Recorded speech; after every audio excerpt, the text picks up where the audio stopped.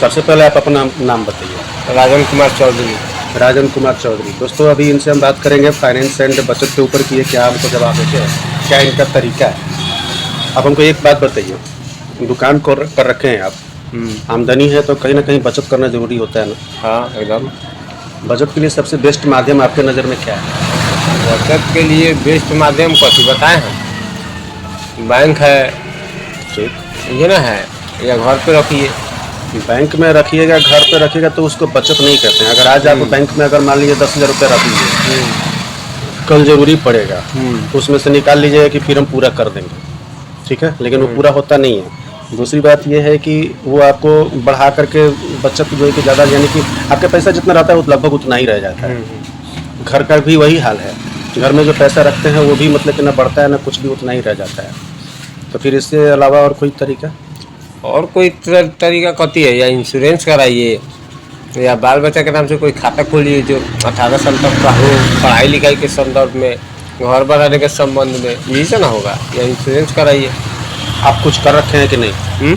आप कुछ कर रखे हैं कि नहीं? और इंश्योरेंस तो कर रखे हैं। इंश्योरेंस आप कर रखे हैं, और जैसे कि लोग लगाता है शेयर वगैरह में, SIP वगैरह, वो सभी कर रखे हैं ना? वो शेयर और नहीं करते। अच्छा, इंश्योरेंस कौन सा कर रखे हैं? LIC of India. LIC of India का कितने का? 5 लाख का। कितने साल से चला रहे हैं? कितने साल से चला रहे हैं? 7 साल। 7 साल से। आपके कितने बाल बच्चे हैं? 2 हैं। लड़का कितना बड़ा है? लड़का है 11 साल का, लड़की है 5 साढ़े 5 साल का। 5 साढ़े 5 साल की। ये जो आप जो 7 साल से चला रहे हैं, कितने साल के लिए लिए हुए हैं इंश्योरेंस? इंश्योरेंस लिए हैं हम 20 साल के लिए। 20 साल के लिए। उस समय तक आपकी लड़की अप्रोक्सीमेटली 18 साल की हो गई है, यही ना? 18-20 साल का हो जाएगा। 18-20 साल का हो जाएगा। तो उसके शादी के समय में आपको 5 लाख का आप अगर लिए हैं तो अप्रोक्सीमेटली 10-12 लाख रुपया मिल जाएगा। हाँ। तो क्या इतना आपके लिए अमाउंट सही है कि और कुछ भी मतलब? नहीं, और उसके अलावा आदमी सोच विचार के उठे, वो बैकग्राउंड में है। हाँ, वो बैकग्राउंड है। हाँ, और वो है सो आदमी कैश पैसा या बैंक में कुछ जो इधर उधर जो इन्वेस्ट करेगा उसको रखेगा। तो इधर उधर जो करेगा तो उससे बेटा, जैसे कि आपने इंश्योरेंस जो कराया है, बेटी के लिए तो एक हो गया, बेटा के लिए क्यों नहीं आपने? बेटा को क्या कराना चाहते हैं? बेटा को कुछ नहीं कराना चाहता है। क्या उसको नौकरी वोकरी, पढ़ाई लिखाई नहीं चाहिए? पढ़ाई लिखाई कर रहा है, बिजनेस करेगा।